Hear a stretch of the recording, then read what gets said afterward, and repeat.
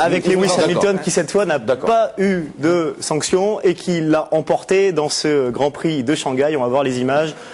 Un Grand Prix tranquille pour lui. Il a été en tête quasiment du début à la fin, sauf pendant 3 tours. Il me semble que Kovalainen a... C'est pas tranquille. C'est une très très belle performance. Il attaque, il fait pole, meilleur tour en course, victoire, un moment chaud du championnat. Et alors que depuis le Japon, il y a une cabale contre Hamilton, nauséabonde au possible. Je vais vous livrer une information. Avec franchement, ses pilotes, par exemple. Je le laisse parler parce qu'il... Non mais attendez, ça va loin. Je vais employer des mots très forts et très graves. En ce moment, dans le paddock, les autres pilotes l'appellent le nègre. Il faut le dire. Flavio Briatore dit il se prend pour Mohamed avant cette course. Ce week-end, Flavio Briatore dit il se prend pour Mohamed Ali. Il se prend pour Mohamed Ali. Vous allez voir, il va faire comme l'an dernier. Il va se foutre dehors et on n'en parlera plus.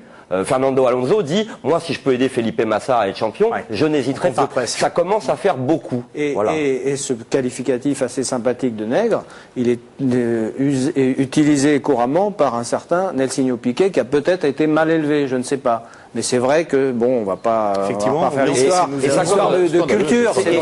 C'est vrai qu'au Brésil, les Noirs ne sont pas forcément considérés. C'est pour ça qu'on remet à ce moment-là en perspective, dans ce climat, la performance d'Hamilton. Il s'est comporté en champion et il a apporté une réponse, non pas en s'exprimant, mais sur la piste. Parce qu'il faut savoir que quand il est arrivé au briefing des pilotes, alors qu'il était critiqué dans les médias par tous les pilotes, il n'y en a pas un qui a moufté. Quand il voit Alonso, Alonso lui fait des grands sourires, comment vas-tu, etc.